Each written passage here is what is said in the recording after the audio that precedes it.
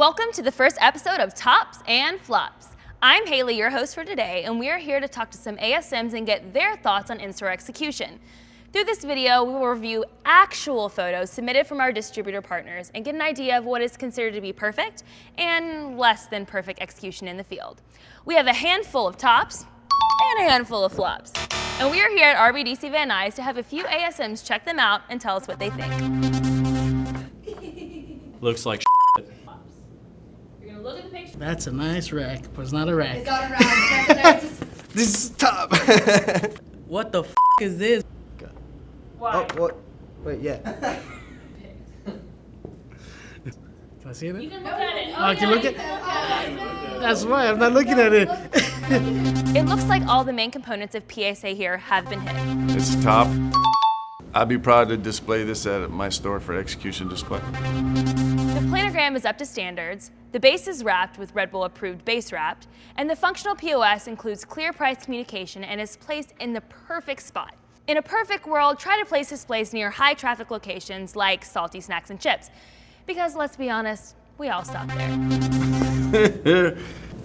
flop. I don't even know where to begin with this.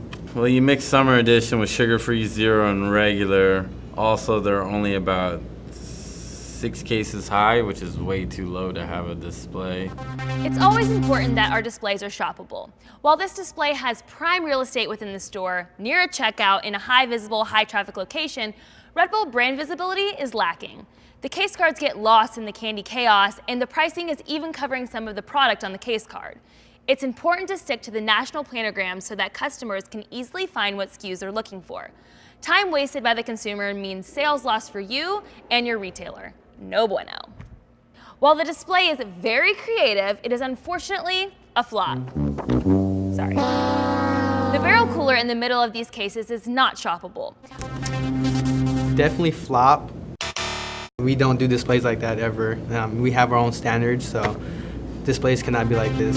With this setup, restocking the barrel will be incredibly difficult, if not impossible. Lastly, the base wrap is not used for its functional purpose.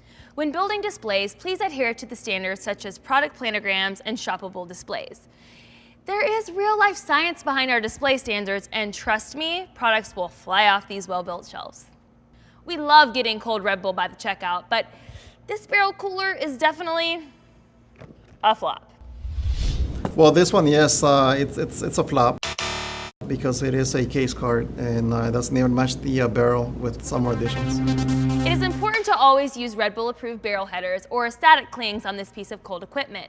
Static clings should be placed on the lid, not on the side, to avoid covering up the can design. The only time the sides of a barrel should be covered is when the entire barrel is being wrapped. Lastly, when using POS messaging, make sure it is approved. The back of the summer edition sell sheet, while as beautiful as it is not approved to be used as in-store POS. Speaking of barrels, here is an example of a flawlessly executed summer edition barrel at 7-Eleven. Top. It has the correct wrap on it, the summer edition. It has the pricing on top, and it's nice and close to the register. It's 8 feet within the register. The barrel cooler is placed near the checkout, accomplishing our goal of gaining incremental cold cash coupons to capture those consumers who never make it past the checkout. It features clear price communication on the lid and is an overall home run. When building case stacks, it is important to still adhere to perfect store standards. This is top. It's set up good. The wrap on the bottom, they set it up good, sugar-free, total zero, and the regulars. This is another example of a well-executed case stack. The base wrap is tightly wrapped around the bottom of the stack, the planogram is flawless, and the POS is current and placed correctly on the stack. Additionally, the promo pricing is indicated with a pricing sticker. #killed it.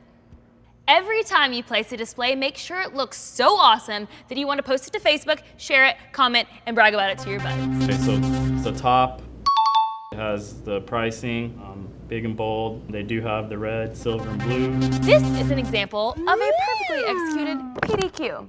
Cans are merchandised with the correct planogram, and pricing is clearly stated both on the chain side and on the pricing tags on the PDQ itself. When this display is put together perfectly, it looks pretty damn great. Now, this display might not be the one to brag about. This is also a flop. Stacks aren't unwrapped. it's not base wrapped, flavors aren't correct. More than half of these cases are not unwrapped, which means it's pretty much unshoppable. The planogram is also totally missing the mark. Remember, you can see planogram standards in your Perfect Store Pocket Guide. And that's all for this first episode of Tops and Flops. Now that we've been through these together, you should all be prepared to get out in the field and to make Red Bull look perfect and premium in all of your accounts. Remember to always refer to your Perfect Store Pocket Guide to clear up any confusion about POS, planograms, or placement priorities. And a huge thanks to all the guys out here at RBDC Van Nuys for giving us their honest and thorough feedback on these tops and flops. See you next time.